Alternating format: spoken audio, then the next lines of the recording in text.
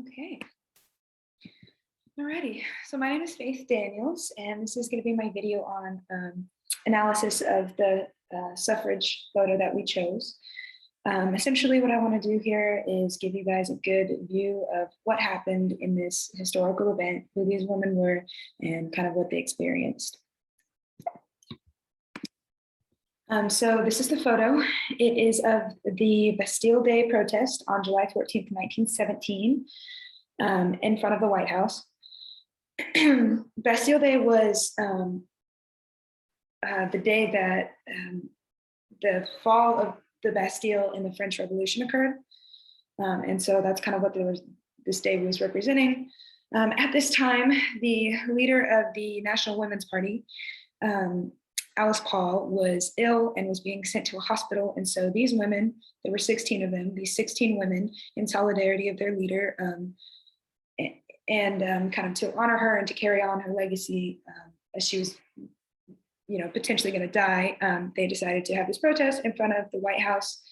And what they did was they brought three groups of women. They had kind of three waves, 16 in total. The first wave was led by Julia Hurlbut and J.H. Hopkins. Julia Hurlbut is right here, this first woman carrying that banner right there. And essentially their banners, they carried banners. This three-color striped banner right here represents it's the tricolor banner of the National Women's Party. And then this banner back here that says liberty, equality, and fraternity was actually the French national motto. Considering that it was Bastille Day, they thought that was appropriate. So the first group started protesting in front of the White House. There was quite a big crowd there. And essentially nothing happened as that first group started walking, started protesting.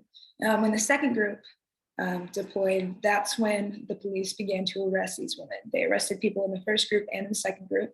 About 4 minutes later, the third group started to protest, and they were also arrested. So all 16 of these women were arrested, and they were sent to, I apologize for this if I mispronounce, but they were sent to Occoquan workhouse, where they were sentenced to 60 days of work.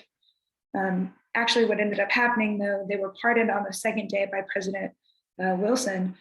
They are assuming probably because a bunch of husbands showed up and complained about their wives being in prison. And so these women were pardoned 2 days later. But it was just an overall, breathtaking protest in support of women's right to vote. So this is just that picture a little bit closer up. I just want to point out kind of the way that these women look. They're very professional. They're kind of dressed in, professional clothes that describe their group.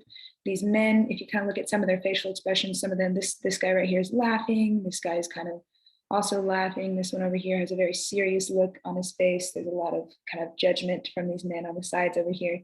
Now, there might be some men here that are in favor of women having a vote. But these women, they look on their faces very determined, very, very proud of what they're doing. And then, there it is. Of course, it didn't load. So this is my works cited page. Yeah, and I'm very happy I got to share this with you guys. Thank you so much.